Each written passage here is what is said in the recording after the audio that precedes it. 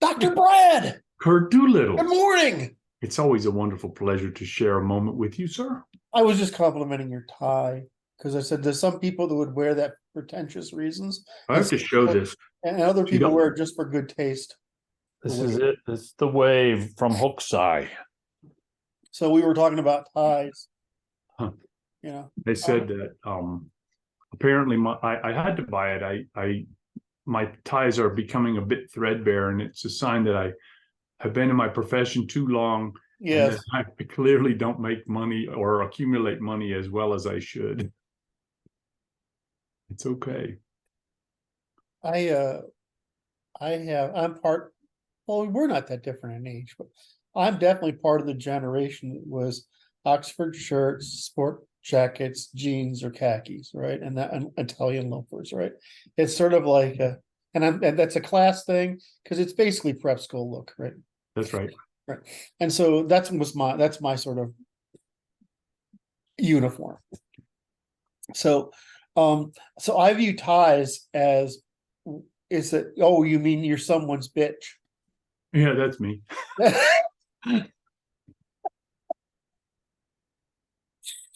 So that's, but I actually really like formal attire. I love wearing a tuxedo. I love wearing a suit. It's just not practical for a lot of life, right? At least my life. So ties are really interesting because they are really say, it's like women in their shoes. It tells you a lot about a woman. Well, same thing with men in our ties, right? And what you can tell from most men's ties is they don't give a shit.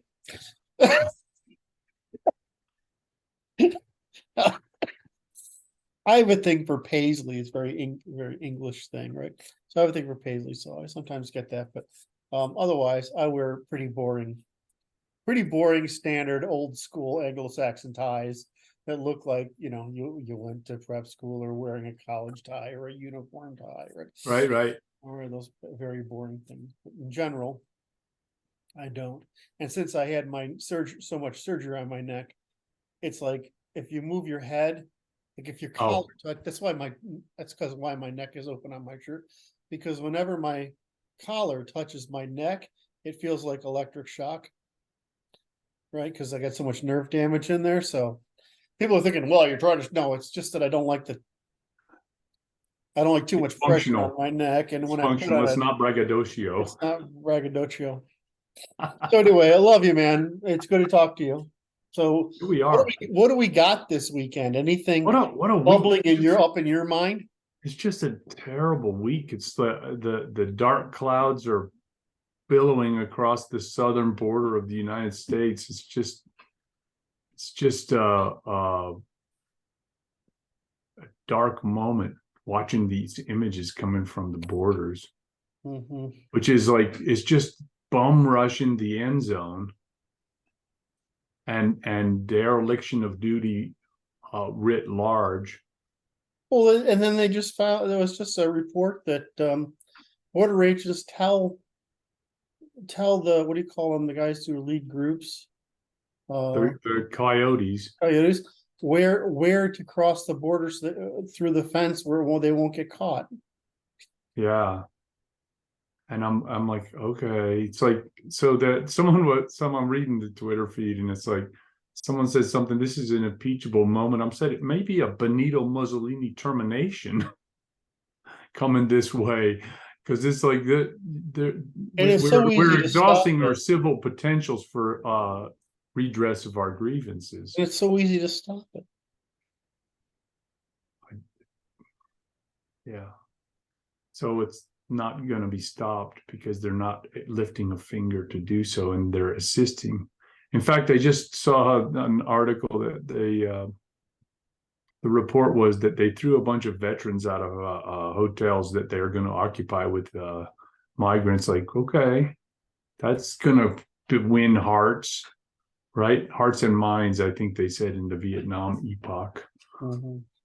My Well, I goodness. mean, it's conspiracy against the interests of the people, and by conspiracy against the commons, the high trust commons. Oh, yeah. I have Brandon and I are starting to collect a list of lawsuits that can be prosecuted against different aspects of the government or the bureaucracies or whatever, and it's like, holy shit! If you start thinking about how many crimes the bureaucracy, the state commits, it's unbelievable. Right. But it's like you have to hold the agents responsible. Individual agents, right? It's everything else. We talk about this all the time. You have to hold the whole chain of responsibility responsible, right? Right. So it's like you're in a company, you take money and it violates a customer thing, then Right. you're personally liable. That's it. That's it. Because you're not protected by corporate veils. Right. And the bureaucracy isn't protected either. So I think it's like they're destroying the last vestiges of their credibility and their the public's confidence in them. well, do they even have an argument why they're doing it? What I hear is that they feel that there's a moral obligation. Gesundheit. It's basically under the belief that we have to support people who are being oppressed, right? It's just more nonsense come from the chanters, and I honestly, it's like it doesn't matter what they say anymore. And if you look what they did to Germany, it's a fucking crime. There was a video of a migrant-looking guy speaking German, telling a joke, and the joke goes like this: he said he wants to thank somebody he goes up to some guy in the street and he says, "Thank you for being so kind as to put me here. Oh, I'm Turkish." Then he goes to another guy and that's a whole series of immigrant types, and it finally says, "Where are the Germans? Oh, they're probably working."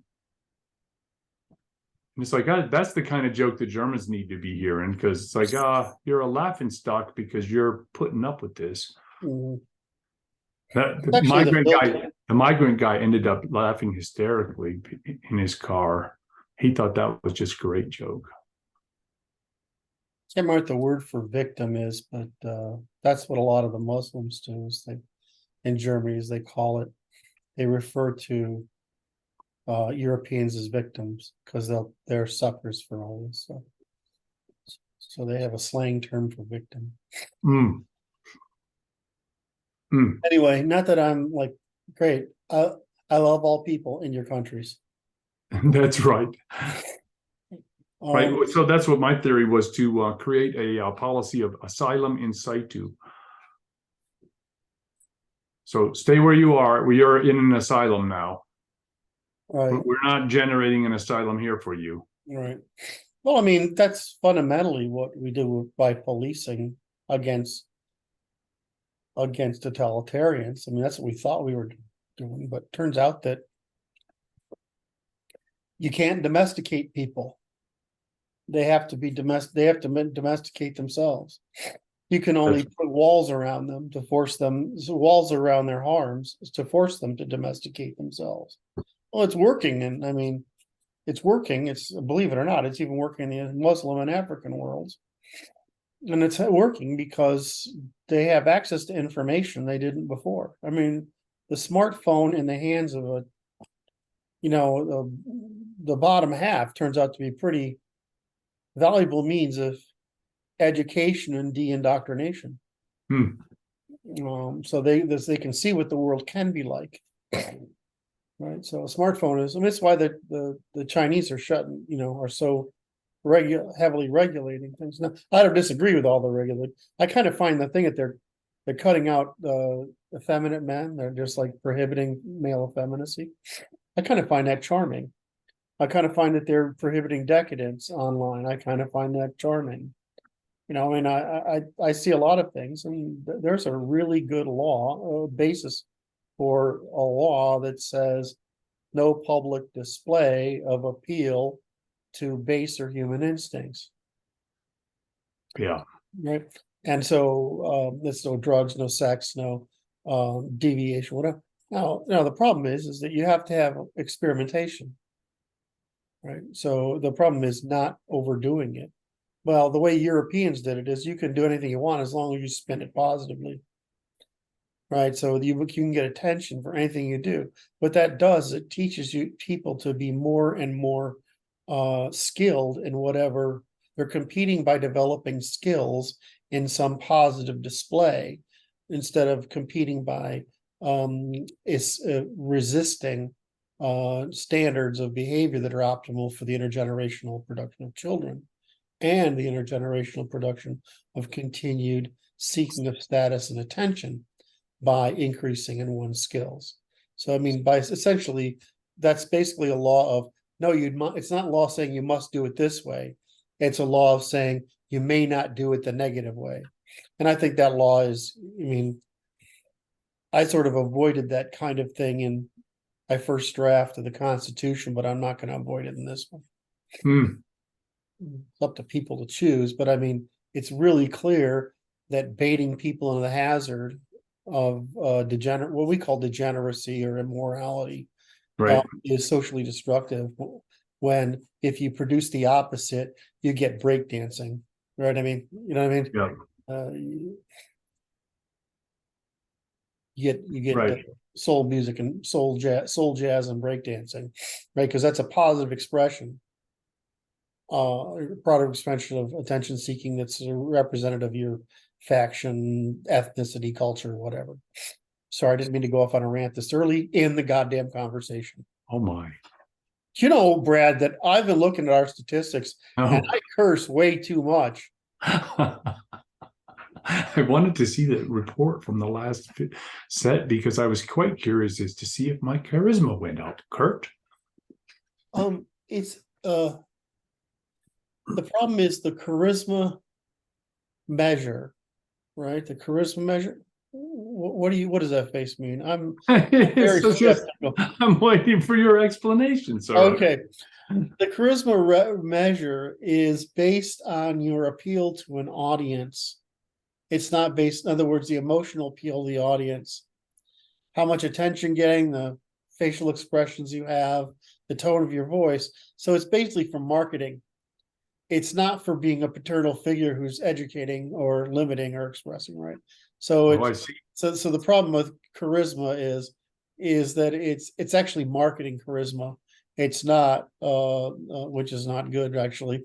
It's helpful for teaching, but it's not based on this kind of measures you want for respect. That's fair. I'm facetious in it because it's just an amusement, a sideline. I think it's hysterical. I love that thing. I mean, I was quite impressed by it. It's like $30 I mean, it's not that expensive, but we have to start paying soon. But it's like $30 a month. So I'm like, that's worth. I mean, because we make a video a day at least, right? So you know, for $30 a month, so that all I have to do is copy paste the content over into it's immensely rewarding in terms of productive of transcripts. Yeah. Or just even the topics considered, right? I mean, it's really good at choosing what topics are considered. So I don't know. It's the problem is it's hard to tell when it's working. No, I mean, I suppose I could open this. Let me see. Let's see if it's working. Right. What's the name of the company again? Read Assistant. Read Assistant. There it is. That's it. It's joined. Okay.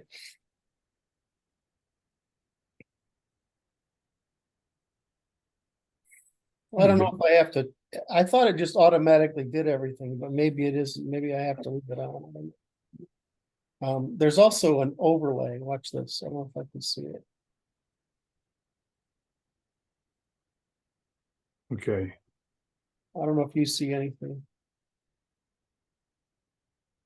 Yeah, I see that it's overlay. It tells me that it's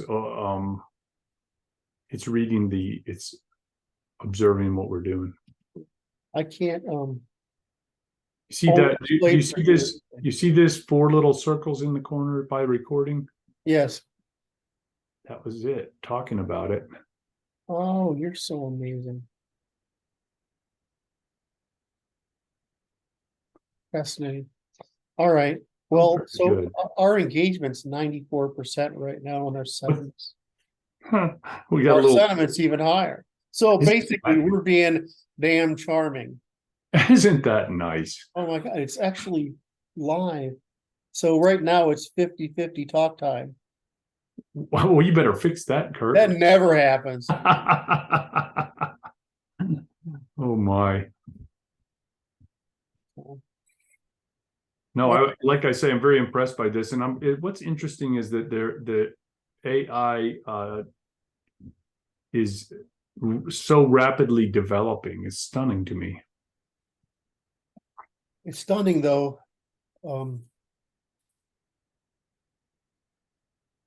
The rate of what, see, I was saying that the plateau for the level, in other words, I thought it would plateau the utility of, because you just look at the architecture, right?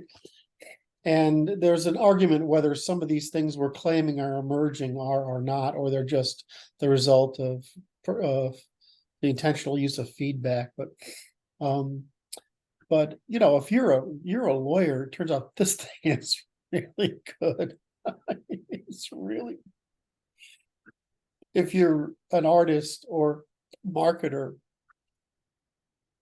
it's really good. I mean, if you're a logician or a mathematician, it's not. I mean, that's what I do, right? You can't do logic with it very well. Although one of our guys, Maurice, is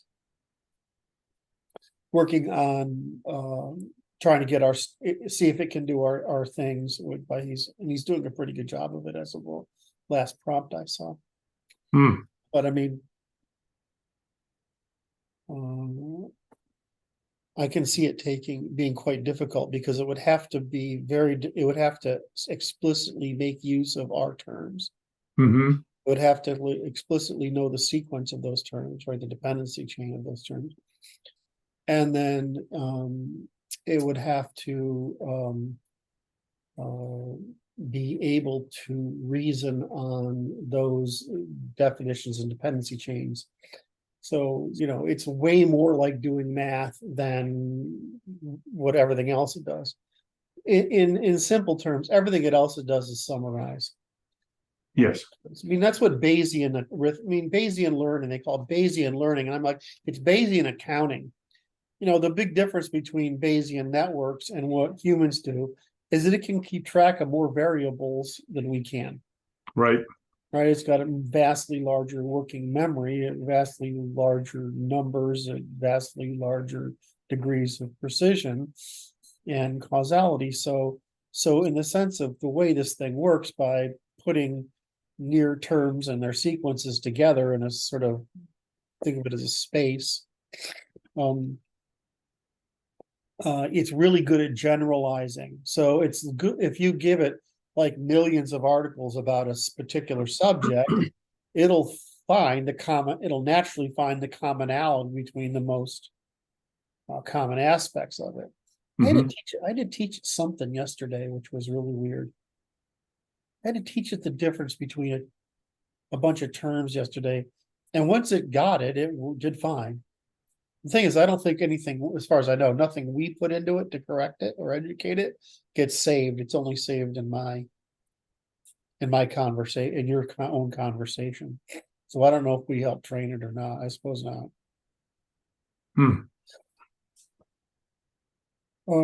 But if it goes at this rate, which is what you're saying, it continues evolving at this rate. Some jobs, like, I mean, I remember when programming is a great example. When I started building my first consulting companies in technology, it could take 70 people to do a project. Then it went to 20. Then it went to 5. Now, 5 people can hold a project in their head. They can communicate with each other, and they don't they don't pay a high communication cost. Whereas 70 people, the real problem is the cost of keeping everybody going in approximately the same direction is nearly impossible. So that's why a lot of projects failed when we were first starting computer science. Hmm. Right, so when I remember just, and I was happy, because I'm making money. Because if you're billing, back then it was like you're billing $80 an hour or $60 an hour. But that used to be a lot of money a long time ago, right? So, but if you got 70 people building 50, 60, 70, $80 an hour, you're just printing money, which is why I love technology more so than law or medicine, which you're in, is because it was literally like, if you could find the people, you could literally print money. And so I loved it. But then the internet came along and you didn't have to write plumbing anymore. So instead of having those 5 or 8 or 10 guys write 80% plumbing and 20% features, they wrote 20% plumbing and 80% features, right? And then once the distributed application system came online, it's the same thing. It got absurd, right? You can do incredible things by using lots of different applications, lots of different databases, lots of different data structures. So, and you had lots. So what it sounds like what you're talking about is the development of a computational commons. Right. And now it's like this freaking thing. The computational commons has gone from the consolidating the code itself into examples you can inherit or use. Like, I don't know if you know this, but if you go build something, one of these libraries, I can't tell you how many libraries my application uses. It's a million lines of code altogether, but of all the number of libraries in there is insane. So if you're a coder today, one of your problems is because this happened that took down the internet a while ago, is that you might have 200 libraries more in your application. Right. And of those libraries, you're using X% of code. And so what you do is you update the libraries, which is a command that goes and updates all these libraries that you're dependent upon, called dependencies, right? The problem is if some joker in some library that is responsible for some niche little freaking thing, right, makes a bug that, right, and you auto update. Oh, it makes some kind of loop. Well, this one, example, what is this? Is just float a set of numbers 1 bit to the right, to the left, right? Okay, now that's fucked up. Or the guy who took down the whole internet by accidentally erasing all the updates that the routers were using. So the problem is when you're relying on these libraries, now it's like so this moves from a personal control to a social control to basically an institutional control, right? Now what's happening now is these AIs, they've overcome the problem of the knowledge domain of the application. That makes sense. In other words, literally the thing about the AIs they're using today is they literally know everything. Right? They may not make it logically consistent and coherent. They try pretty much. And they do it. What they do make consistent, coherent is a generalization over precision. Right. So you described it correctly a moment ago before I finish my arc here. The whole thing has gotten into where it's like, how you voluntarily cooperate, and then you sort of cooperate as a network, and you lose knowledge of what it was, right? To all of a sudden it's a social phenomenon, to it's an extra social phenomenon, to basically where it's a metaphysical phenomenon, right? Which means you actually don't know, and probably can't know, what's causing all this shit to happen. Right. And so the same thing with this stuff. So it's just fascinating to go in. But how did you I described computational commons. Right. This commons is developing. So they're trying to lie about it. You're trying to lie. They're inserting lies. Like if you said, I'm not going to talk about race or intelligence or whatever thing, that would be different from denying it. right? Or I'm not going to talk about constructing explosives or Mhm. robbing banks or armored car, right? I mean, I'm not going to answer questions about that's a denial. But to go in and lie about it, which is what it does with race, sex, class, IQ, personality trait differences, adaptive differences, those kind of things. It lies about it instead of just saying that it's I mean, it does actually say it's inappropriate for a public facing AI to comment on things that might be offensive or misused. I mean, that would be great. But then it prevaricates and says that it's not true. And I'm like, well, I mean, you're wrong. No matter how, I mean, there's always going to be evolutionary denialists, like there's going to be IQ denialists, like there's going to be sex, race, and class denialists. Wait, I have to talk about this because I ran into a lady yesterday, young lady, and Did you hurt her when you ran into her? Was there any damage? No, I only encountered her. Encountered her. And she was being seen for something. Her mom was there, and she tells me, and I don't know why she made this admission. She says, "I believe the world is flat." I said, "That's nice." I said, "That's very nice." But I have to ask you a question. Because you see, I interact with people all across the nation, and I see them at the same time I'm talking to the lady in Virginia. I can see that she has a sun behind her in the window when it's dead dark outside my window. Now, I want you to explain how that happens, because I can't figure out if the earth is indeed flat. How does the sun do this? And she said she hadn't thought of that. And I said, I have thought of it before because I pondered it and I couldn't imagine a model that would make it work. It was all right. It's also not like the ancients didn't know this, right? They knew this too, right? So it's okay. So you know, well, you just answered the question, which is the earth is flat as a matter of perception, right? So it's a valuation of perception over what's beyond perception. But you just gave an example of how we can have continuous perception. Like we can do a meeting right here. I don't know what the meet. I mean, they've got a huge limit if you pay for it on the participants in a meeting. And you could literally say, okay, here's somebody in every major city around the. Raise your hand if it's dark outside. Well, I mean, just have them stand outside with the freaking sun or moon behind them, and it's just obvious, right? I mean, the earth can't be flat if that's the case. So that's the first thing she said when she said that she believes the earth is flat, I said, it certainly looks that way sometimes. It's just funny, man. People are. I could say that human when you say yes, and I believe humanity is hopeless, so we should all give up now for the same reason. Oh my.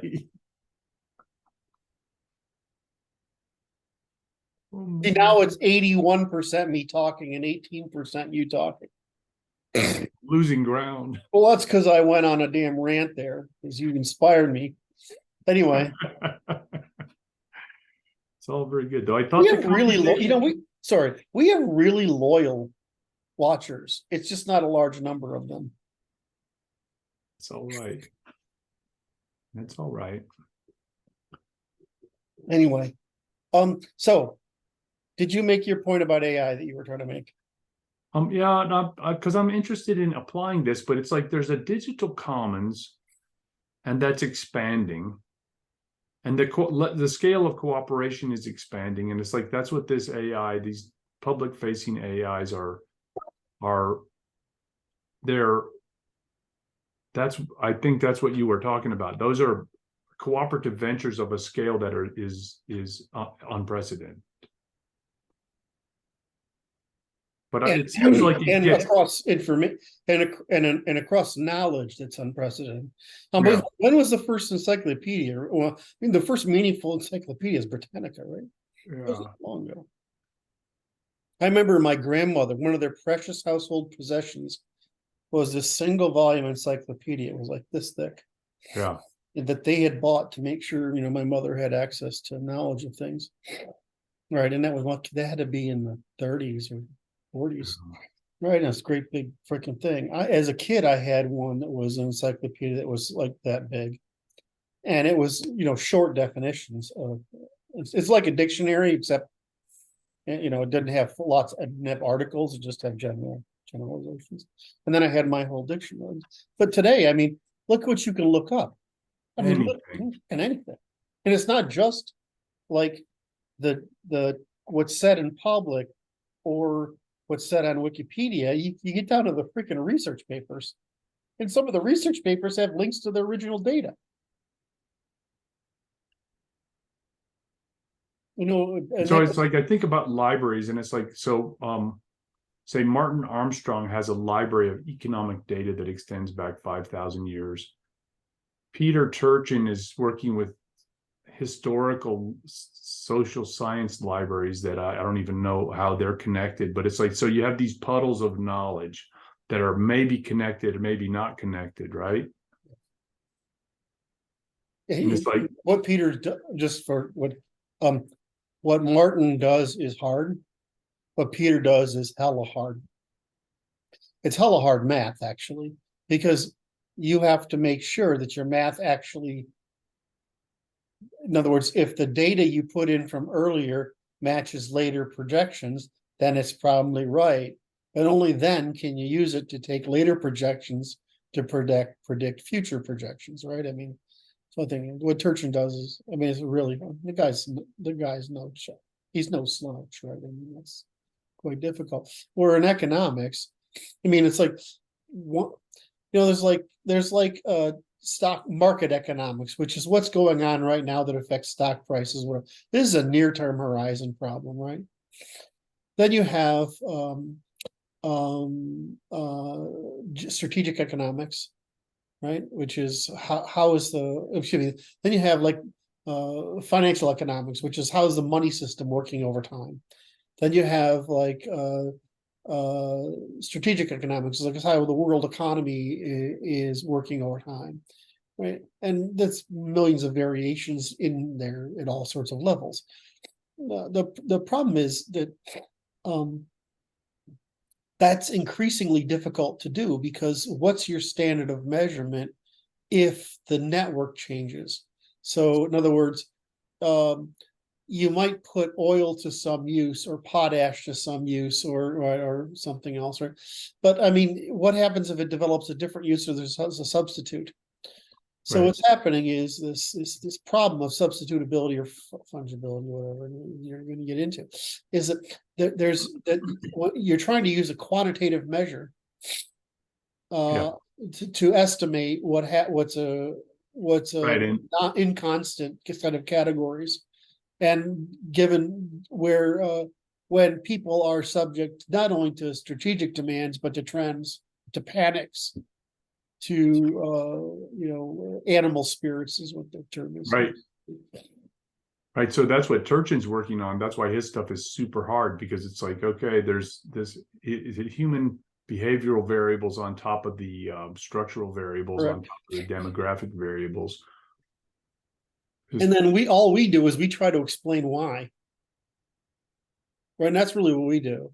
And whether it's true or whether it's criminal or not, ethical or not, moral or not, etc. Right. So it's like this. So I go back to this question because I'm interested in developing a AI use that's very specific, and it's like, it seems like the digital commons has developed to an extent that it makes that much more easily done. Right. So what you really need, or what you want, is medicine. It's doing pretty well with medicine and law, and some of the filter, because basically you're saying, I want to only look at quality information or this kind of thing, right? And then in your case, what you're trying to do is answer a certain subset of problems that are really common, right? Is that right? I understand. And so that's all that requires is that you have one of these models that frankly is not that complicated, right? I mean, it's compared to mathematics, right? I mean, it's too causal related. You're looking for correlative functions Yeah, between. it's very straightforward because it's just I'm interested in inventing an interactive AI that interrogates and gathers information about the circumstances for the patient to be engaged in this visit. Correct, and it's visit based. In other words, it's not, so Episode. there's basically 4 or 5 of these, because there's some major products that are for hospitals, right? Yep. But at the level you're talking about, there's a few products. One is directed toward the client, the patient, and one is directed, or 2 are directed toward the physician. But they're what we're really looking for is a narrower one, which is highly customer service oriented for the most frequent problems, right? That's right. And so that should be possible just on top of any one of the current platforms, because they have the knowledge already. They're actually fairly good at, if you say I'm a doctor in this discipline, no, assume you're take the role of, I can't remember the exact frame was, but pretend or imagine you're the role of a doctor in this discipline, and you, oh, no kidding. right, and then if you have encountered a patient with X, Y, and Z symptoms, what are some candidate problems? Okay, in the case of diagnosis B, what else should I ask for? It can do that. Right, so it's possible to do iterative question solving with the technology as it is today. So is it good? And for the purposes you want it, it's actually really good. It's actually it's pretty much there for you to be able to do that. And it will get smarter over time, because all of these things are getting smarter over time. Because you're not actually saying I want, you're not saying I want to have this thing magically diagnose everybody 100%. You're basically saying I want to collect symptoms from people, and right is what I understand it.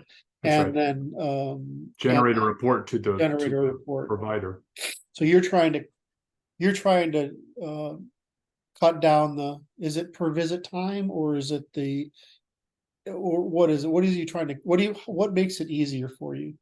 It makes it so that, because it's per visit time. Okay, per visit time. And so what would happen is that given that, what percentage of visits are for, what's the 80-20 rule for visits, right? Oh, I know this because I looked it up. They're mostly nothing. They're mostly nothing. They're mostly, it's truly 3-minute visit. Right. There's an awful lot of this is an exaggeration, of course, but there's an awful lot of take 2 aspirin and call me in the morning. Right. Right. And if not, it's the next level up. Prescription level version of that. Right. Yeah. The prescription level version of that, which is, you have rhinosinusitis or something like that. Yeah. Right. Really. You have a pink eye and you need eye drops for that. And I have to write the prescription. Here it is. Yes. And what I like about this is that you get this amazing record of what the patient said. Right. I'm like stunned by it, having read the transcript from what we were doing. Yeah. I mean, if you just had that, right? I mean, it's like, okay, the patient said these things. It's in their own language. It's not like I made them fill out some form that they couldn't put it in their own language for. The AI deduced it to these things. And I looked at it and says, that's right. And so the AI recommended this prescription. And I'm like, these 3 prescriptions are possible. And it says what the variation between these prescriptions are. And therefore, in this case, I'm gonna preference this one because I just have an intuition for some reason about it, and so I'm gonna put this one in, and that's it, right? I mean, even then, it's like, because I know when I listen to you talk about patients, you have insights into patients that are subtle at times, and so you'll choose one. I don't know if it's prescription, but one therapy or another, based on understanding of the person. Is that correct? I think that's accurate. Yes. which is what you want, right? I don't want to be treated as a statistical anomaly, statistical average, right? I want to be. Right. You don't want the doctor shooting for the average. It's like, Yes, dude, that's there's not no a good- average. There's no there is average. no, yeah, which is one of your points, right?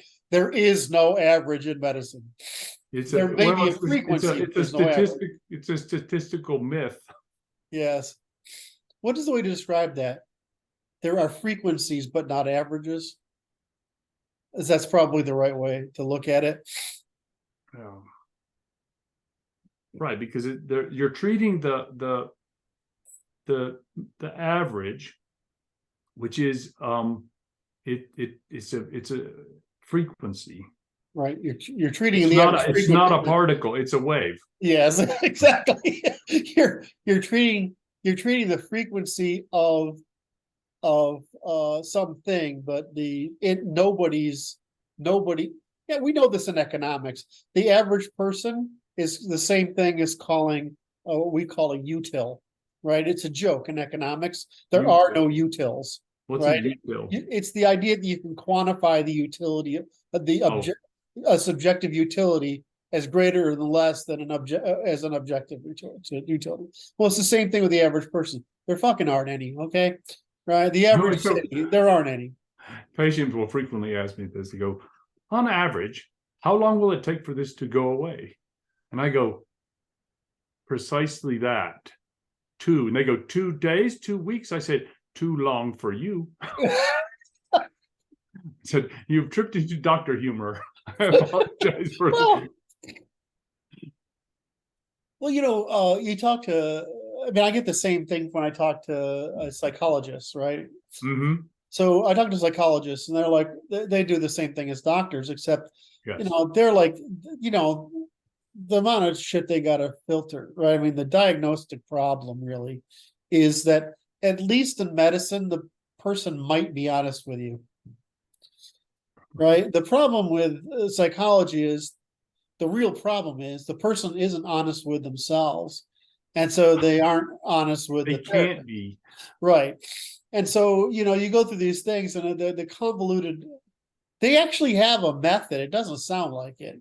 Right. And there are people who do averages. It's like, that's why the industry sucks. The barrier to entry is too low, or the barrier to medicine is higher. So one of the things I'd like to improve is that particular problem, because that barrier is going the opposite direction momentarily. Yes, I'm sorry. It's just too true. I apologize. There's nothing to say besides, oh my. If IQ averages go down, the demand for medicine goes up. You're going to run out of 125 to 135s. You're going to run out of them. Well, the issue is there's an unlimited potential demand for services of this nature. Right, and there's not an unlimited proportional supply of people who can provide the service by other than statistical means, right? They can't actually make. Right, so they're trying to develop stronger algorithms to have them run, I guess. Okay. This but looks like it ends well. You're one of the reasons I love you is because you actually understand this, right? And what I love about, what I've learned over the past couple of years is there's beginning to be autistics in the medical community that have begun to try to get their own care, either in therapy or in, in other words, physical, biological therapy like medicine, or in cognitive therapy, which is psychologists. And the problem is that we're on the tail, right? So the distribution of autistics is the inversion. You're either very smart or very stupid. I mean, that's really how it works, right? And but the normal distribution for everybody else is most people are in the middle. Right. So when you're autistic and you go to have the doctor, you don't sound sensible to other people because you're aware of all these. Your consciousness of stupid, subtle things is way higher because you live in an intense world or the intense world. And so you talk to the doctor and it's like, I feel like I'm from Mars trying to talk to a physician, right? Because it's like, stop making the assumption. Because I tell every one of them, you know what a bell curve looks like? you're diagnosing here. I'm way the fuck over here. So I have no idea. I don't walk in here with confidence that I know what I'm doing.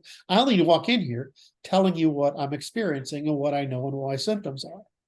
You know, of course, I get diagnosed with everything but cancer for 20 years until somebody who's not a doctor, it's one of those goofy chicks that's into like, Crystals.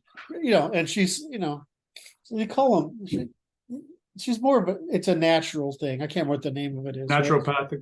Yeah, well, she was in the doctor's office. She's a nurse in the office, but she looks at me and she just looks at me, and she was just being observant. She says, "You have a lump on your throat. You have thyroid cancer." I mean, why did I go through 20 years of being told it was my imagination when it takes a crystal chick who was basically an empath, right? I mean, that's really what's going on. She's being empathic. Right, she's not thinking; she's looking. Yeah. And diagnosed me with cancer, and I had the surgery, like in 36 hours. Right, so I mean, which it was profound, right? So I mean, so it's this problem you bring up all the time, which I admire you amazingly for, is that there are no averages.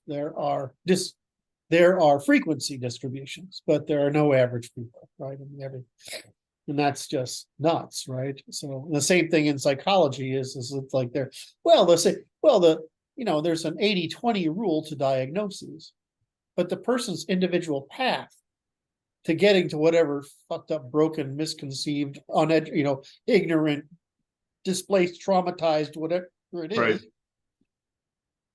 is very different.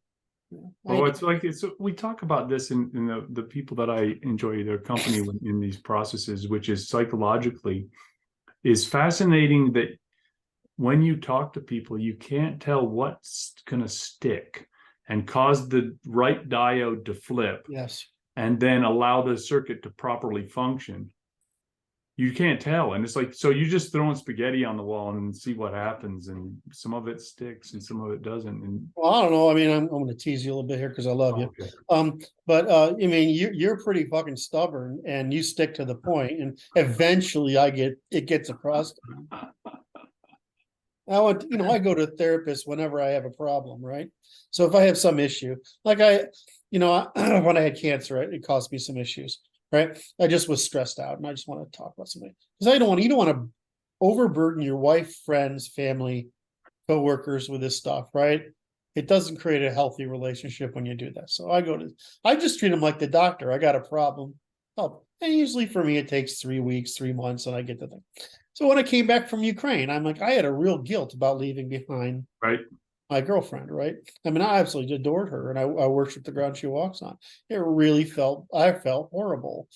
And taking care of my mother was like enough to make anybody want to, I mean, I know you're going through a similar issue, but for me, it was really difficult circumstance to take care of her. And it was killing me. So I go to therapists and it helps, right? I mean, you get through it. So the problem is that you have to actually have some skill yourself as a patient to talk to a therapist. And I don't know if you need that skill to talk to a doctor. And I think you shouldn't need it, right? And I think that's an interesting difficulty and problem is that there sort of like needs to be a class in how to get help in therapy, right? Because otherwise what you do is you pay a lot of hours to get that person to essentially train you to be able to get therapy. Whereas in the doctor's office, it doesn't seem to take a lot other than the doctor just listening to your symptoms, being able to putting it together. So it's like, education, therapy, physical training. It's like physical trainers, right? Like if I go to the gym, I get by the way, our trainer, she's very beautiful. It's very distracting. Which seems to be too often the case, and I wonder if it's a marketing ploy. Hey, this isn't an accident at all. So my. But I'm like, okay, so you have a physician, a therapist. I would say flip it around. You have let's do it. A physician, a therapist, a physical trainer, an educator, and a mentor. And you actually need all those things, right? I think so. I just view it as everybody needs those things, right? I mean, you may, you mean So you're doctors. suggesting is quite an interesting reform, which is to set an institutional framework for educational processes in each of those disciplinary functions that also has a therapeutic aspect to it in the output. Right. And it's also not good. We train the people from their young age to be able to access the services that are offered by the maximum output of each of those institutions. Right. You may not need it, or you may not, some of us do just fine if we can run. That's all we got to do, right? I mean, run. Technically, running makes you, it's really weird, but runners can get more injuries because they're only working the same muscles, whereas football and basketball players are doing all the jinking and stuff, and that's actually better. Yes. But something for most of us, just walking long distances, hiking, running. So this was a question we had, but so one of my friends in the greater DC area, he's a physical he studied what's the name of it? Anyway, he trains old people, and the question we had, I met him in studying martial arts, and it was like the martial arts teacher's like, this is the most supreme, this is the best kind of training you can possibly do, and it's like, okay. It turns out from the perspective of his discipline is that most people just get off your ass. Do something. Yeah, really. You're going to do so much better if you even just walk around. So true, though. That's right. There's no supreme ultimate discipline, but the issue is this: just move around, because degradation by it's rust. Yeah. I don't know if I have asked you this question before. It seems like something I would have asked you. Is that I notice for me, when I'm lifting weights, the full body motions are the ones that matter. And I don't know how to describe this, but it's something that goes on in my head. And so I'm wondering if this is I don't know if you know this, if you know anything about this. Is that fad that went around that a lot of dyslexia and things like that are functions of not sufficient coordination, physical coordination? I'm not aware of that. Not aware of that. I thought you might know about that because you know lots of things. That seems really logical to me, because I know that when I'm rowing, because I row a real boat as a kid, right? It's just like, I don't know, it's like fucking spiritual. Running is a little boring, which is my problem with it. My ex-wife, I mean, she can just go to her happy place in her head and, feel her way through the thing. And it's just like spiritual for her. Rowing works for me. Tennis worked for me. I'm just not that good. I'm too short. My range is too small. Sports work, but rowing worked really well. So why is full, like for me, I have a thing of, I tell my trainer, if you don't let me do a cleans and presses every session, I'm not going to feel good. I have no idea why. Right. No, it's like there's a issue there, which is this whole body engagement. Yeah. Which to me is like, so you're like, if you look at like the portions of the brain that are engaged. Yeah. Right. It's like, it's hitting the whole brain as opposed to focusing it. Yeah. That's probably what it is. It's interconnectivity for. So you're making connections that were otherwise going to be ignored. Right.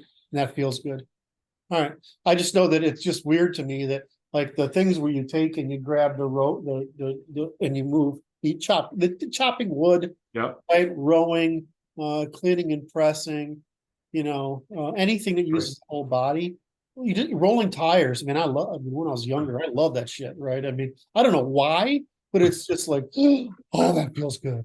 I mean, I don't even care that I get tired. She has one thing where she makes you drag. There's a sled or something. It's got hundreds of pounds on it. Yeah. And you just sit there and you pull the rope with it. And I vomit my guts out once in a while doing that one. but it makes me high. Right. So I don't know. I'm just wondering if the whole body movement is just a brain thing, right? I look at it as you're just washing it. Look, what it does is it finds places that are not proper. The connections are too strong or too weak, and it balances it out. That makes sense. Anyway, that was wonderful. So There you yeah, go. we need that spectrum of trainers. I should have added, you need an accountant and a lawyer too, Yep. right? I should add that. But I mean, I don't know why we aren't set up that's like the equivalent of the church. Yes. You know what I mean? Because the church used to be, at least especially in New England, the Yale and Harvard were religious schools, right? Oh yeah. But most pastors in New England during the country's formation, at least, they were educated at Harvard. They're the most educated person in your community. They knew a lot of stuff. So you could go to these people and get them. If you go back to England, the church would take the way you got a scholar is you put them in a church, and that's how paid for them. Whereas in the Germanic states, the king would just hire them directly, right? Sponsor them. So you get these wonderful intellectual centers around a church. Well, people put too much on the religion, not enough on the fact that there's actually people who know shit there and help you solve problems. Besides that, the church acts as a moral court, and so you had dispute resolution there. So you had all this help available to you. And today we act as if everybody is Thomas Jefferson. And it's just not true. Right? I mean, it's freaking cruel. I just see it as cruel. Now, some people say they want the state to be this person. And I'm like, that doesn't seem like that works out too well. It doesn't sound like a good idea at all. No, it doesn't look like that works out too well.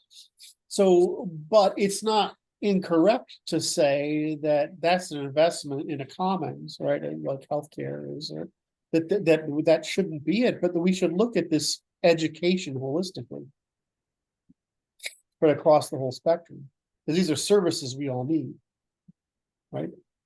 And that those should be highly paid services. I mean, one of the things I love about the Jewish community is rabbis basically get paid to have kids. Right? It's not only that they're the teachers, right? They actually get paid to have kids, more kids than usual. I got a friend. He's a rabbi. Somebody I love very deeply. I think it's mutual. So he's just got a bunch of kids. I actually love this guy. I love this guy. In the social sphere, rabbis are fucking amazing. In the military political sphere, they're not so good. But in the Jewish people in general, right? But in the social sphere, it's beautiful. What's so funny? I didn't even mean that to be funny. It's okay. It's okay. So somebody did a good, who did a good writing on that? It was Razib Khan, who's basically a anthropologist and a geneticist. And he writes a lot of stuff. He's got a worse nose problem than I do, which is really funny. I mean, I just think it's humorous that there's somebody out there who has a worse allergy nasal congestion problem than I do. And anyway, so he writes beautifully. He writes on this stuff. He just wrote, I think yesterday, the day before, sometime in the past few days, the genetics of the Ashkenazi, which we've known, right? We know what it really is. What he was trying to say is that there was more it was more distributed into different factions than we thought, and that there are actual near relations on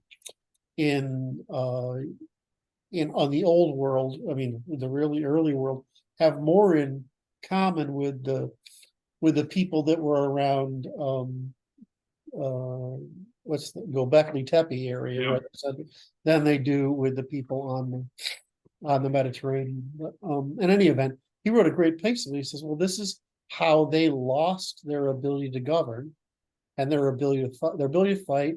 They lost their ability to govern, and they exclusively evolved into a social based group that hid, essentially isolated and hid within other groups. And then he correctly explains why they were prosecuted, because of course they engaged in, I say it way more clearly than he did. He does. They engaged in baiting to hazard, right? Which made eventually people got tired of them and they had to move on. Well, I'm reading more and more about this in the various news feeds, which is kind of an interesting developing consciousness, which is highly suppressed. Yes. Which is okay. Well, I mean, there's highly suppressed, like, don't do this to us again. And I agree. Well, again, don't do that causes people to do it to you again, right? I mean, but the problem is we haven't made it so that it's illegal to engage in baiting into hazard. So the temptation, the incentive is there. So right. I keep saying, the issue remove is the temptation. The issue is funny because it's like this: is the storytellers frame the story as the mean people did the bad thing to us, never as retribution to the thing that we did to them. Yes, it's never retaliation and retribution for the crimes that they had committed systemically against the people. We weren't allowed to have property. The reason you weren't ever allowed property is because you use interest rates to bait people into desperate acts of putting up their property so that you could then seize it and profit actually from not loaning the money, but from seizing their property and impoverishing them. So, I mean, of course, right? I mean, well, we were just traders. Of course you were. You were traders and slaves, right? Well, we were just financiers, which, yeah, what you mean is that you were you were tax collectors for the state, and the state didn't care how much you stole as long as they got the lion's share of it, right? So I mean, it's like none of us is without sin, right? I mean, we all have our little things that we did. I mean, the sins, the difference between the sins of the Europeans is that despite our sins, we still drag mankind kicking and screaming out of ignorance, superstition, poverty, hard labor, disease, and suffering with our things instead of keeping them there, right? In poverty and ignorance and superstition. So it's not that none of us are don't sins or without sins. It's that despite our sins, what happened? Well, I mean, despite our sins, we drag mankind into modernity to their vast benefit, despite them kicking and screaming and hating us for it. Well, what's interesting now, I've become more, what would I call it? Appreciative of that viewpoint, because it's like this. It's like, whereas the Europeans stopped being colonials, and now they're the people that were formerly colonized are now bum rushing the places where the European peoples are, so that they can be organized into something more effective. You know, it's like the evidence is clear that colonization was good for people. So you are far better off if you've been colonized than not. And you're far better off if you've been colonized by England than by any other. And you're way better than if you're colonized by France or Russia. And it's like, and I actually think that's the best test of a culture. It's not claiming what it does. It's saying when it tries to export itself, how does it do? Well, I mean, you did not want to be a French colony. Look at all the French colonies today. You do not want to be a Russian colony, because look at the Russian colonies today. I mean, if there's anybody living left in them, excuse me. Was that funny? You didn't think that was funny? No, that was just data point. Yeah.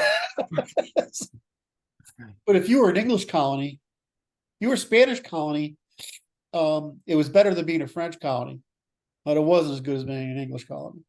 And it's pretty hard to deal with being an English colony, even within the United States. If you wanted to be in a place that's colonized by the English versus by anybody else, maybe the Germans, right? English or Germans, you're better off. Your area was better off than it was when it was colonized by anybody else, specifically the French. Now, the other aspect of appreciation that I came up with is that the English invented the modern state. Yes. This stems from the Treaty of Westphalia, 1648.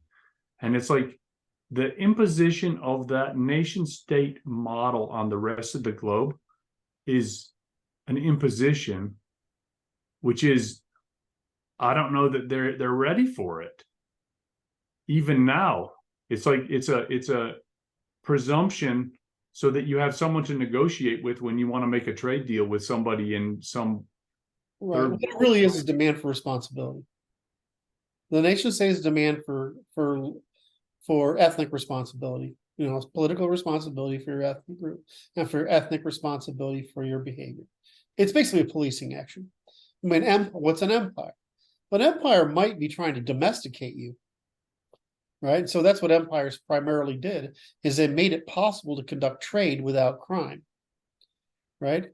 But right, that was the purpose of empires, is that they could concentrate the taxes enough to create an army sufficient to police the trade routes that created the prosperity for everyone. So the question is was it possible to create to do that by any other means? No. But once you've got an empire, now you've got people policed and in trade.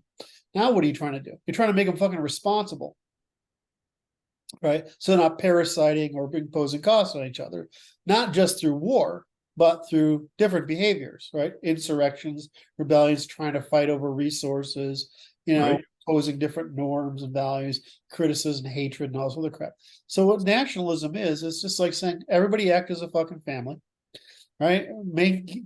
Stick in your yard, right? And be productive in trade, and therefore you're a responsible member of the world's universe. I mean, it's just this repetition of the Anglo, what we call Little England, which is villages and cities were required to maintain the king's peace, which basically means keep fucking producing, right? And production makes peace, right? I mean, what do you think Adam Smith got it from, right? It's just Yes. Little England, right? So all he was doing is he said, well, we invented this fucking thing, it's rule of law thing, and it basically said, you're not allowed, you can compete by market means all you want, but you don't get to compete by non-market means, right?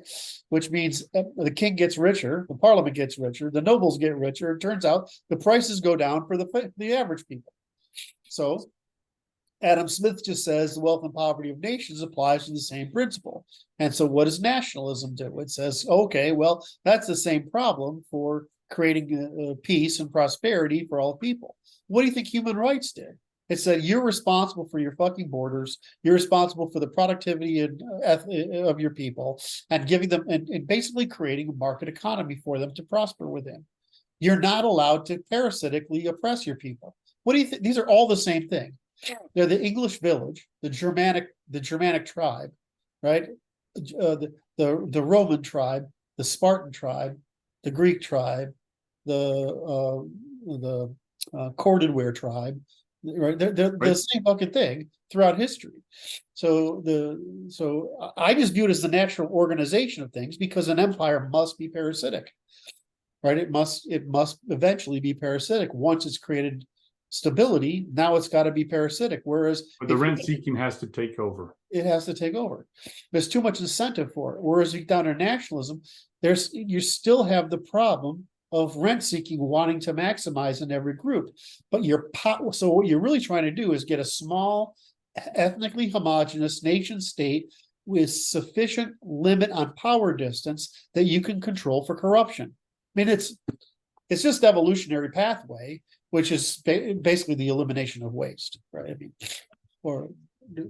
right, because the nation in that organizational structure that fails to control for excessive rent seeking will lose power, right? Eventually, and then another power center will rise up as dominant. If you imagine, like, look what we got out of Europe, and even though South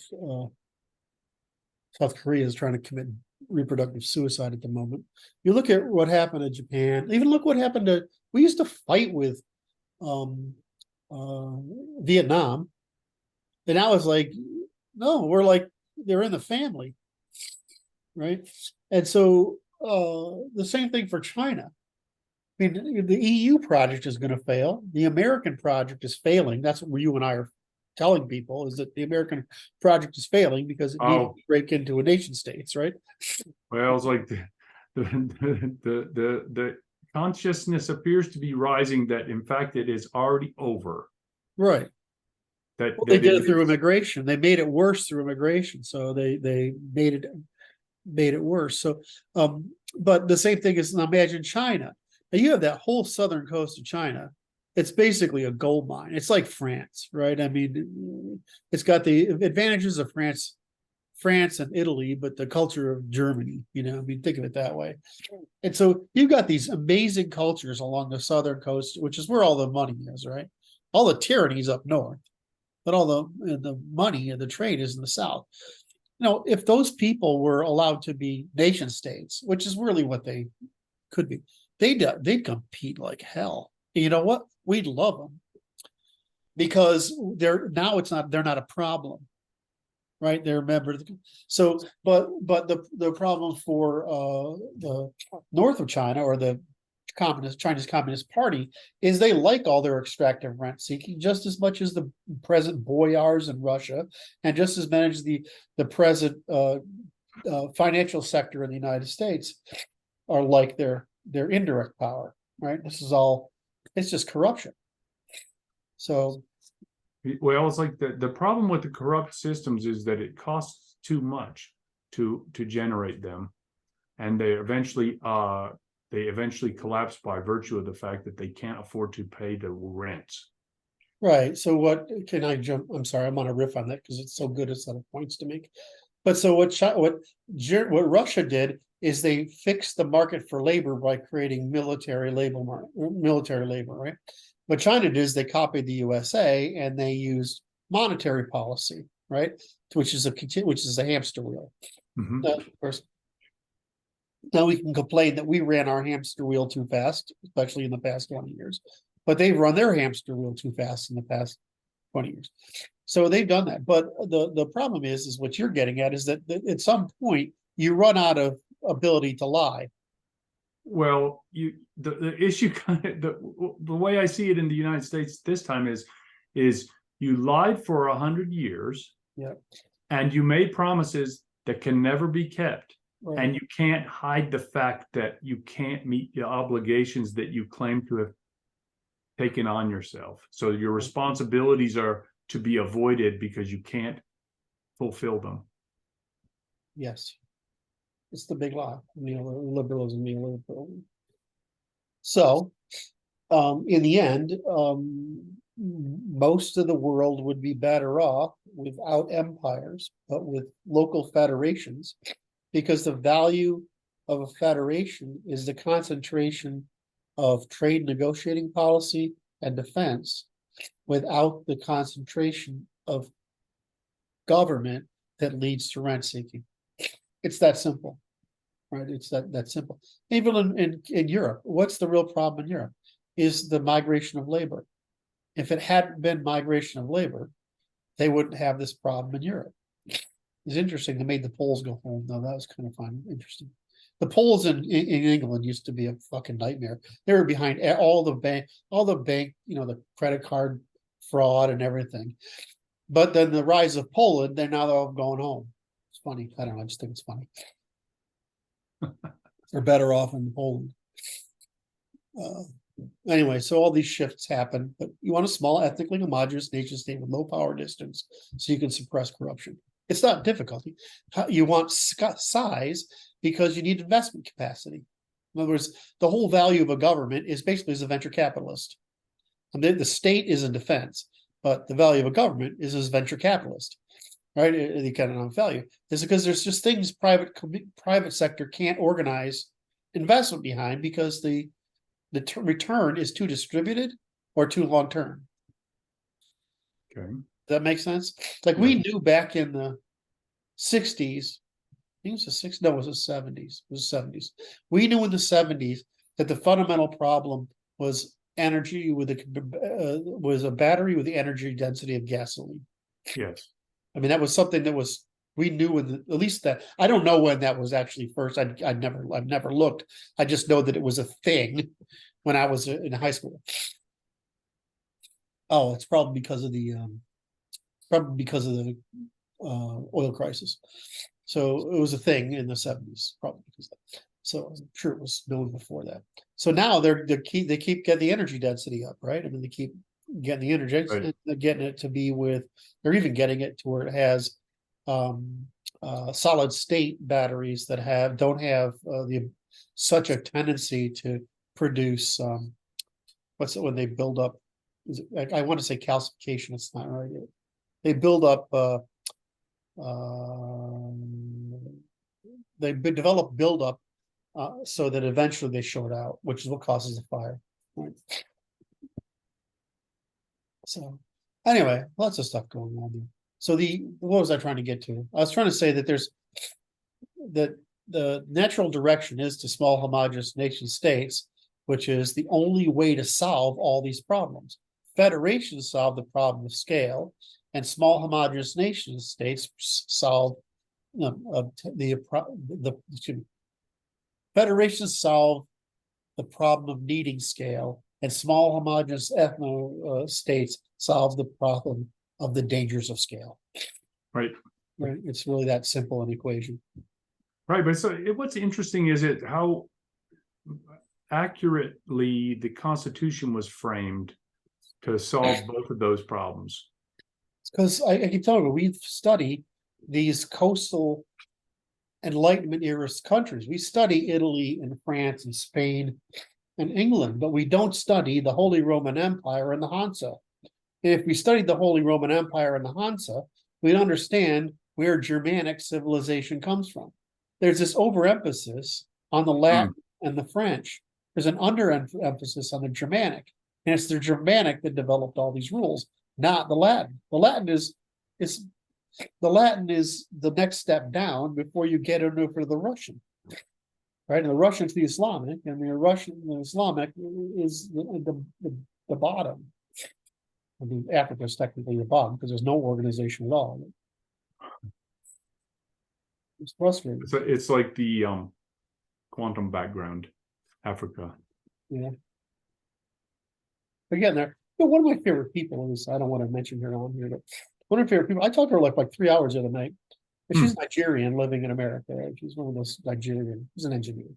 I just absolutely love that woman. She's level-headed, she's probably a little bit on the spectrum. She's completely rational, she makes very adult, reasonable decisions, absolutely adorable. And she comments on Nigerian politics all the time, which is one of the reasons I follow her. It's how I can keep in the loop from a reasonable standpoint, right? She was born in there. She went to England and then back, and then from England to here. And I don't know. You meet these people who've lived in enough of the world that they can compare things.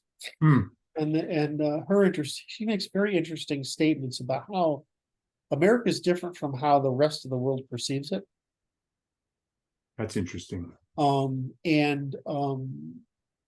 It's this, I would frame it as it's our commons thing, right? And she says she could never understand why anybody. She said, "Well, of course, we all have this view that America is Hollywood, and of course, it's not like that at all, right?" But living and working here is, and I just tell people it's because shit works. Why? Because you can reasonably trust people to do their duty, right? Without too much corruption. I mean, that's just really all there is that everybody isn't trying to maximize their local opportunities. They're actually trying to minimize. They're all trying to stay within the limits of their earnings so that they're not imposing transaction costs on other people. And that actually is what makes the difference in Western civilization, is that we're not imposing transaction costs by continually looking for opportunities to make more than we've agreed to and by contract, which is basically our ethics.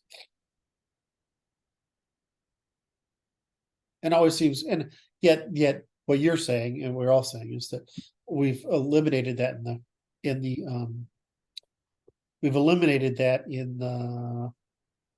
we're not no longer defending that commons, right? We're especially. And I was going to mention this case with the Marine Daniel Penny policing the commons in the subway and being arrested now for the death of Mr. Neely. Yeah. The New Yorker attitude is the Middle Eastern attitude, which is don't take responsibility for the commons, live and let live. But it's why New Yorker is declining. So what they're doing is they're saying making irresponsibility a virtue. Whereas that guy was being responsible. I have to turn the air conditioning on 1 second. Yes.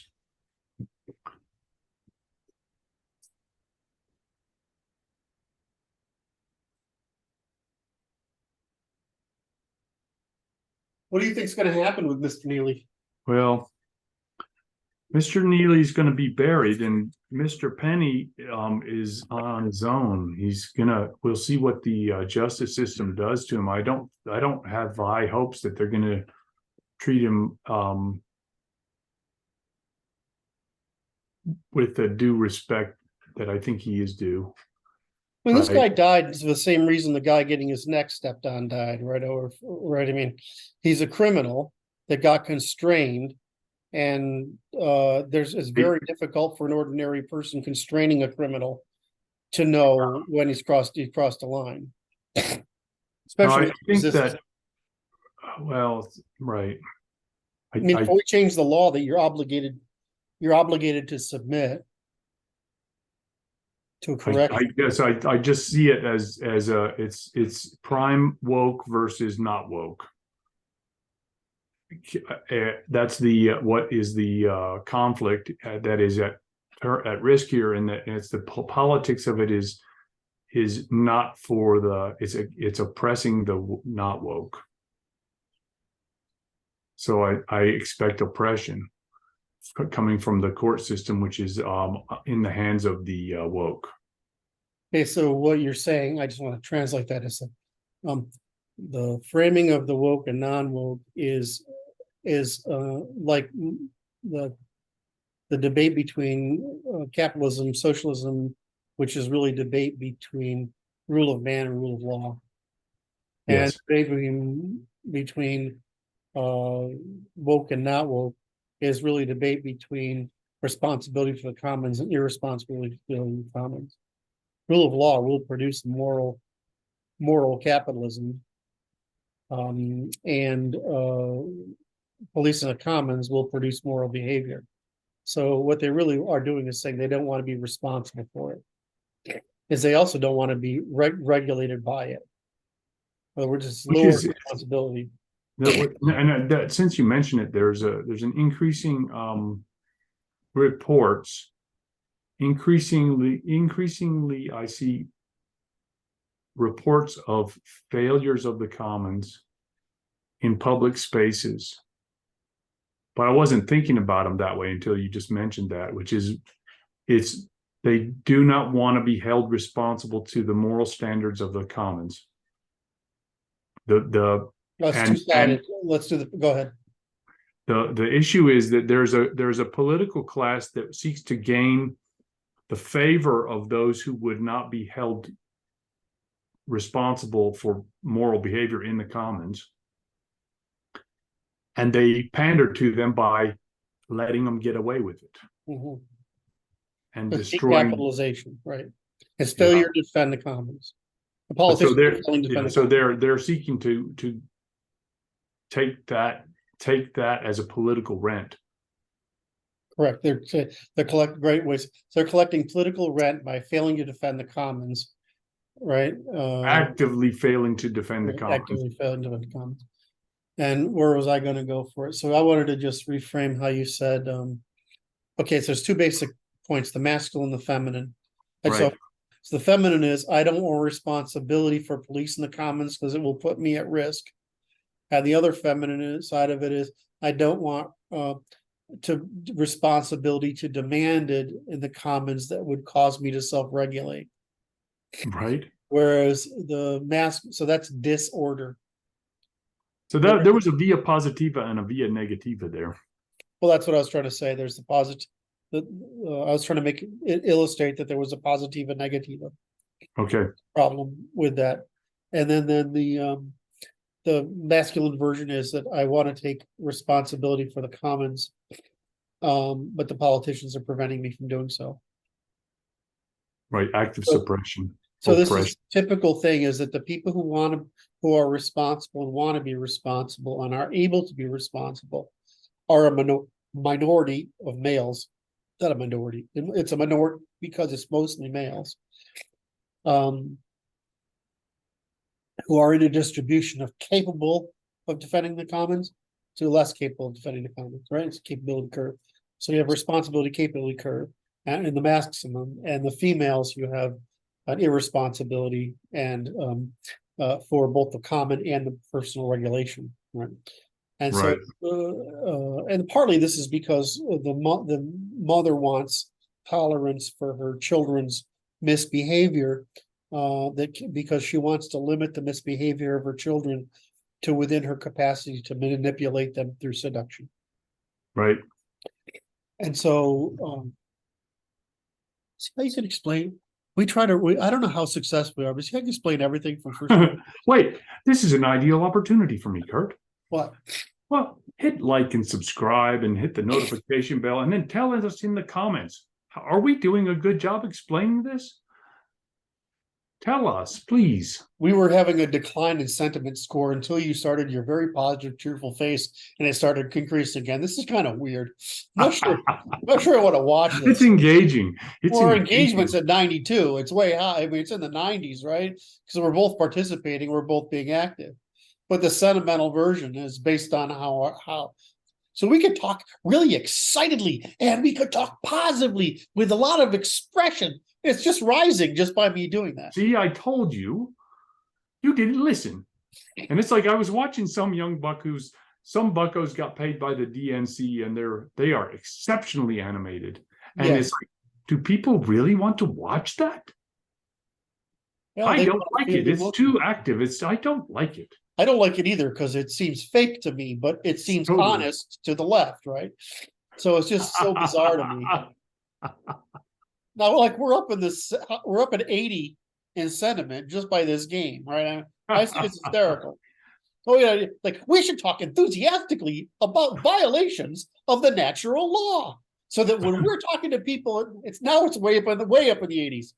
So we can talk about all the crimes of humanity and all the immorality and horror that are produced by these people who are trying to take responsibility and liability for their irresponsibility. So weird. I mean, the whole thing, all the markers are going. I just think it's freaking hysterical. Tell us in the comments what you think. We want to know. Would you Well, they prefer probably us think to it's be more humorous. animated? The kind of people who follow us are going to think it's funny because they know it's true and it's ridiculous. It is ridiculous. I have two historians I like to watch, but I can't watch them because they're so lacking in expression. It's not right. I mean, it's too flat effect, so it's hard for you to maintain your attention. It's like the thing we've been describing lately about the bolding the first syllable of a term, making it way easier to read. Yes, I saw that. I like that. It's the same thing here. Is that when you speak effusively and with passion, emotion, you put highs, lows, softness, and loud, soft, and loud. Then you get across this really high sentiment. Right. So maybe, Curt, maybe we should focus some attention on this a little bit more than we did before. Dude, you know how hard it is to hold all this shit? Excuse me. I did it again. What does that do besides give you another tick mark? I don't know. It's hard enough to hold this chains of stuff in my head and try to translate between whatever frame the other person's thinking about or the world's thinking about and turn it into basically math. And then now I got to be passionate, excited, and thrilled and positive about it. We're talking about crime, for goodness sake. Oh my. Oh my. So maybe we will have to distribute the responsibility for this. I don't know. I just think that's an idea, Curt. I'll think about it. In the background, I'm going to put an operating thing back in the back here, and it will come out once in a while and make some gibberish. Well, gibberish. we're like life is good. Really nice numbers right now after all that shenanigans. Even with the curse. I suspect with some of our audience, they'll find it offensive. Really? Well, I don't know. It might just be easier. It might be like reading. It's just easier to pay attention when there's That's how I view it. It's like, so it's like we look at these, what do they call them? Illuminated Bibles, Yes, right? But you got the first letter is just what? Whoa, hello. yes, Very interesting. fascinating. So I think that's a useful, that tool is very useful. Well, it's interesting to me. Mostly it's interesting. This is true. It's got the summary, the summary, excuse me, the points, the list of points made, the summary and the transcript. My favorite thing is I gotta watch how often I curse because I really do try to control it, and it's still terrible. Let's just say noteworthy. And I didn't do that. I just want to compliment. I grew up in proper Germanic, Decorum. Western New York State, right? And we didn't curse. Then I moved to Connecticut, and it was all downhill from there. These blue collar folk, man, they just like their cursing, and it works too. I mean, it's a way to add emphasis to a point. There you have it. It's probably a lot like the bolding of bolding, right? I mean, yes, creates an emotional kicker that grabs your attention. I don't know. Right, because it's like that. You don't linguistics. I don't want to study. What's the emotional punctuation? Yes. I mean, your brain is a difference engine, right? So the differences hold attention, and the indifferences don't. So if you talk to somebody in monotone for a long period of time, it's very hard to pay attention to what they're saying. But if you talk to somebody for a long time and they're speaking with a lot of emotion and invective, then it's very easy to maintain attention because the brain is a difference engine, right? So I mean, right. It makes a lot of sense, right? The more differences you can insert that assist in holding context, then the better, easier it is to maintain the context. In other words, the easier to maintain the context is the less work it takes to pay attention. I mean, it's not rocket science. It's just talking like this seems a little weird to me. I mean, I don't mind it when I'm on stage because you do this for an hour and a half or something like that. Right. Because you got the audience there and from their reactions and whatever. But I mean, frankly, when you're talking to friends, it's kind of preposterous. It's kind of attention whoring, and it seems kind of silly. Quite. But it does make for an engaging video, doesn't it? I guess. I don't know. I suppose I could be more effusive. I didn't used to have the energy for it. But thanks to you and all the other people here, I seem to be accumulating energy. So I was able to work for 4 hours yesterday, and I thought I probably could have done more. Excellent. It's just because of the guy. It's just because those guys, man, they produce some excellent output. Man, I mean, I had no idea. I mean, look how we added Jacob a while ago, right? Luke says when we're done with the book, he'll join the workshop, right? We've added Gabriel, Tyler, someone else, and I think Walter. Yeah. Like that's 4 new guys. We only started with like 2 of us, right? Then we went up to 3 and then to 4. We just added 4 new guys. Now we're going to get our 12, 15, 20 relatively quickly. And it's funny because the rate, and I know it's because of us talking online, right? They actually watch this stuff. If you want to get good at it, you've got to listen to us talk about it because it's too complex to hold in your head without us repeating all these different arcs from different axes. So, I mean, we're building our movement one bit at a time. You see, he must have. Am I okay to stay on this topic? Of course. All right. So what'd you think of my laying down the law there on Institute Decorum? Because I sort of I like that. Lost my patience the other day. I like that. Yeah, it was. It's just not okay. No, but it's a good public statement, and it's like it wasn't offensive in any fashion. Like you say, it's laying down the law. It's like, it's all it is. It's just like, let's draw some lines here. What's in the commons, right? Right. I mean, we've got to defend the Institute, basically, and it doesn't do us any good. So the problem is, these are these new guys that we're bringing. I mean, you and I are, how many years are we apart? We're not that far apart. We're like 4 or 5 years apart, right? Brandon's 10 years younger, right? No, he's 20 years younger, right? No, Luke is 10 years younger. Brandon's 20 years younger. That's about right. Right. And then Martin is 10 years younger than him. All right. And Jacob is 10 years younger than him. And we've got this age spectrum, right? Yep. Where you and I are the old farts, obviously. But with the new guys we've brought in, they're all in that Martin, between Jacob and Martin spectrum. They got a rowdy energy. Well, they've grown up with this whole Wild West thing on the internet. Oh, right. And so, even with Martin, I mean, I have more. Eli he's gone, right? And he even got tricked out. He left us, and he's even gone from Twitter again because he just can't control it. The problem is the guy's brilliant, but he can't get that he can't leave the anger behind, right? And stage either what we would call academic or judicial, right? And so Martin too. I mean, Martin just slips. He either slips or comes right up to that line. A little too often. I'm watching him. He's kind of funny to watch because he is just. He's a say, little rough around the edges. But it's not okay. It's interesting. He sees it as honest. See, he thinks I'm telling him not to be honest. And I'm saying the problem is you're crossing from proof into it's not criticism, it's emotional loading. Right, you're getting into shaming, right? Shaming and rallying. So, and I understand the guys' needs because they're so frustrated because it's affecting the younger generation more than us. We know that. So it's like it's problematic, and it's like the issue is going full Ragnarok on them is not going to work. No, it just gets you. The problem is it doesn't actually make any difference. When you tell what we want to do, the human instinct is, I want to convince you now. That's not our job.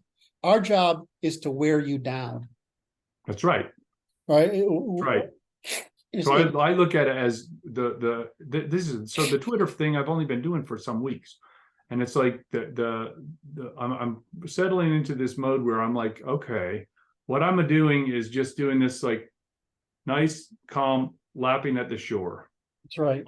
Of various factions that are not directly connected, but they're intuitionally connected. That they to get them to resonate in a positive way. And I ignore the people there's people that sometimes the lefties will come out and make a noise at me, and I just slam them out. I just block them. Right.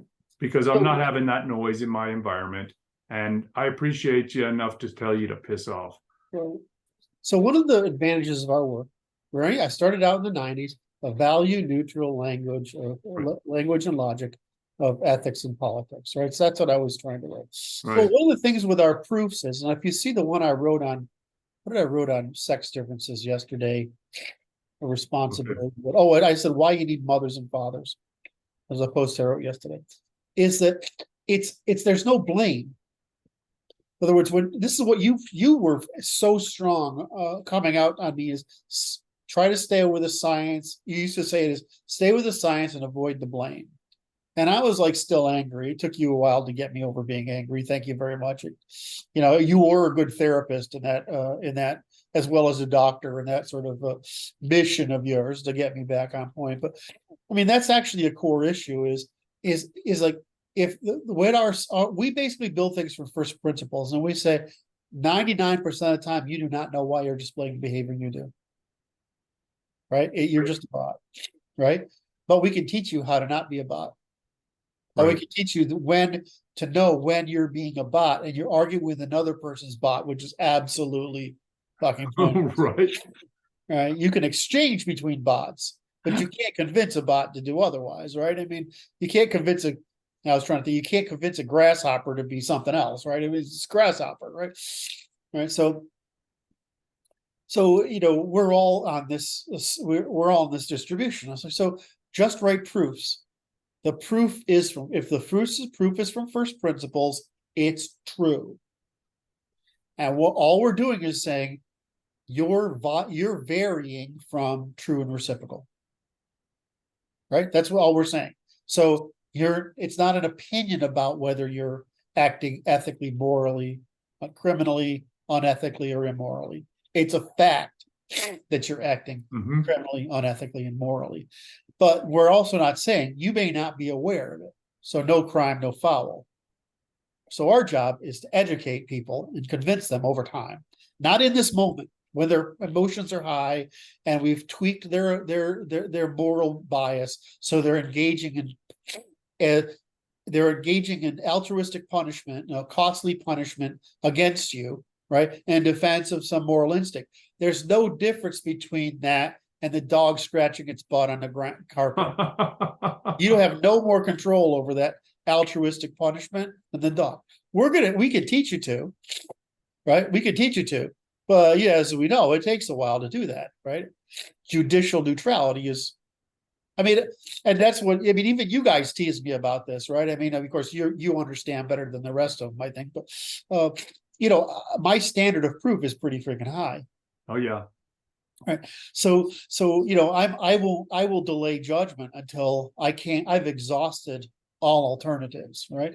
So, but it's actually really hard to do that about things that offend you, because altruistic instinct, that punishment comes in, that moral bridge comes in. And so we feel the need to punish what we're considering immoral, but it's not immoral. It's just that the reproductive biological conceptual needs of that person can only be met through trade, not through coercion. And if we were all the same, we would lose all evolutionary computation. We'd become extinct.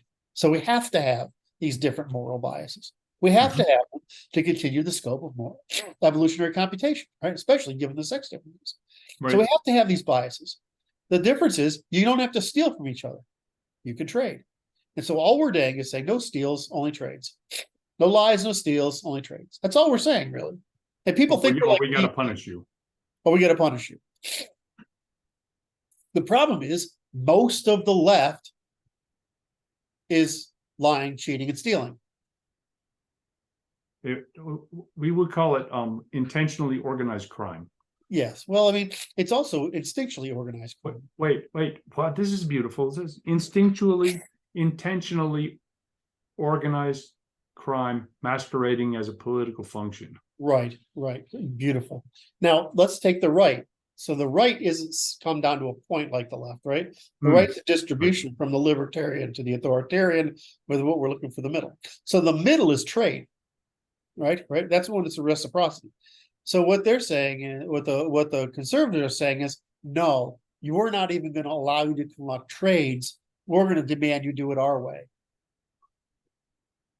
Right? Where the libertarian is, whatever you can get away with as long as it doesn't cost me anything is okay. But that's not right. Whereas the authoritarian is saying, you don't get to put any fucking costs, and you don't have to demand any, right? And we're not even going to allow you to demand trades. If you understand that, that's really all that's going on. And what people keep thinking about, and this is our history, and Christianity is partly to blame for it, is the ideal type. Men were the leadership, so we developed a set of ethics for men. And then we slowly integrated women into them. And of course, they don't fit very well into male responsibility ethics. So this is what we're experiencing now. But once you understand that it's just that libertarian, reciprocal, authoritarian, right, spectrum, and then the left is over here on the parasitic feminine, right, the irresponsible, parasitic, hyperconsumptive, hypergamic feminine, the irresponsible side. You have the responsible for what, and then you have the problem with the Nazis are saying, we're just going to tell you what to do, which is really depriving people of the opportunity to make trades. Right. Whereas the libertarian is saying we can only make trades, but we're not going to demand responsibility for the commons. Whereas the person in the middle says we're going to make trades and maintain responsibility for the commons. Did I get that across? Because that was actually really important. I think it was. Okay. So if you get that, then it's like, oh, okay. So this idea throughout history is that there's oneness. There's one way of doing it for everybody. No, that's what you and I are trying to correct. We're trying to build up from sex differences. and that it's not oneness. Matter of fact, oneness is devolutionary. What we want, of course, is the oneness is trades, right? It's Right. not Reciprocal identity, trades. right? It's reciprocity between differences instead of commanding us all to do the same. So what does Islam do? It says commands you to all be the same. Of course, it's devolutionary. Well, what did Christianity do? It says we have to be the same and submissive. What that do? Well, it slowed the rate of development. Right? What does Judaism do? Well, Judaism says it's irreciprocal, it's fine. Right? It's predatory. Buddhism's pretty good, but it says I'm not responsible for anything but me. Stoicism says I'm responsible for everything and me. Rule of law is basically the same as Stoicism. It says we're responsible for everything, me or commons or others, me, others, commons. So it's just, it's like something I wrote this morning. I'm saying people just cannot grasp we're building everything up between the positive, negative charges and equilibrium that's produced by continuous persistence of relations between the two. I mean, the fact that we're building everything up from the binary is just ternary is absolutely incomprehensible to people. They can't understand that when we say something, it's fucking math. I did it. I swore again. That was just for emphasis, and I'm sure that your emotional content meter is up there right now. Well, it says engagement's 90, but sentiment's way down in the 60s. So I was being a bit of a dick, I think. And it's going, it just went down by one more. It's like, it's very judgmental. I can't say it's wrong. I'm not arguing. I'm like just, what a fascinating thing. I think that's a very worthy tool. The read It's the AI. best, and it costs. I can't remember what it costs for. We have a bunch of expenses, right? They add up way faster than you think. It's a couple of $100 for the hosting, right? We have Zoom, we have some legal fees, we have a bunch of software fees, we have this, but it's not like it's not a tremendous amount of money to run the organization. I mean, our legal fees are going to start growing because even though we can help, our lawyer isn't exactly free, right? I mean, yes, we do have a lawyer. He's charming too, by the way. He's a very nice Jewish man.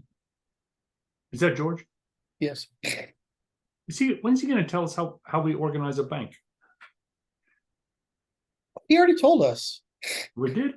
But he just has I have a long-standing mistrust of Massachusetts government, right? For good reasons. I don't think there's any bad reason. And so he's just saying there's really not any difference in banking regulation that affects us nationally. Right. So I mean basically the banking standards are so uniform that it probably won't matter. It's just cheaper for us and easier for us to do it. And Massachusetts, where he understands the laws the best. Whereas, of course, I'm like, I just want to be somewhere where that we research that specifically allows us. And as far as I know, that's Nevada. All right. I'm not positive, but I think it's Nevada.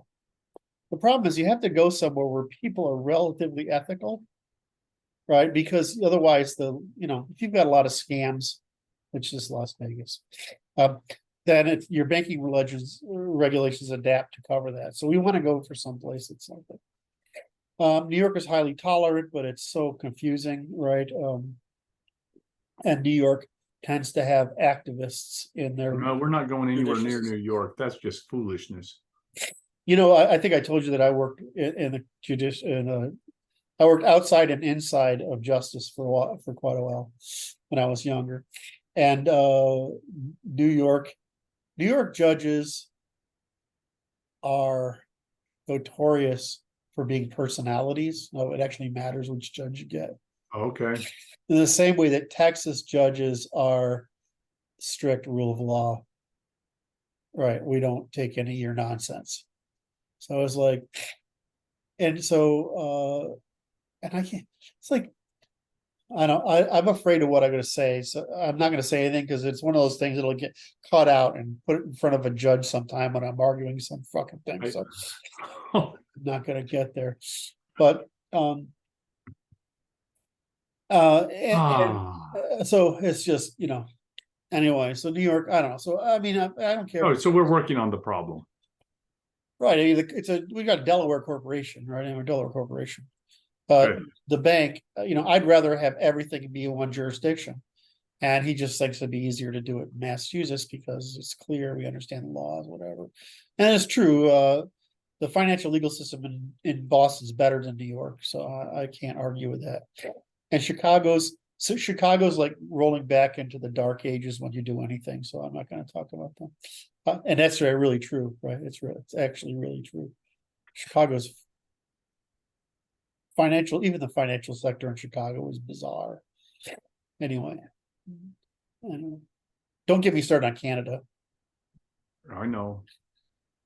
It's all very good. Do people know? I wonder if people assume just because I'm online, I don't know this stuff, I guess. It's because there's people who don't know a lot of stuff or not usually who know a lot of stuff are not usually online. Is that what it is? Maybe it is. I don't know. Not many people who've built large companies or anything like that. I guess they would try to stay out of social media because it would seem kind of pointless to them. But That sounds right. but for me, I built my companies as social science experiments, right? So it's the other way around. Anyway, what do I talk about? Our sentiment and our engagement is really high right now, but I'm down to 75% of the talking, which is pretty hard statistic to all the time. So anyway, I bet the audience is rolling with all our little comments about teasing each other. But anyway, so we've talked for 2 hours. 2 hours. Have we done our circuit for the day? I think we Well, can be I'm trying to think done. there were things that we wanted to talk about still. What was the last thing you brought up? We were talking. We've covered them pretty well. I think we're good. I know there was I one would more like thing. to talk to you off the camera as soon as we're done. All right, so like, subscribe, hit the bell, leave comments. We love your comments. I try to answer them all. I know that some of you leave comments just to make me feel happy. Thank you. It does work. It doesn't take much. Doesn't take much. All right, thanks a lot. Remember to share if you think it's interesting to anybody. I realize that what we do it's more technical than you're going to get out of most other political discourse. Anyway, love you guys. Thanks a lot. Bye-bye. How do I shut it off? Go hit that record under more. Got it.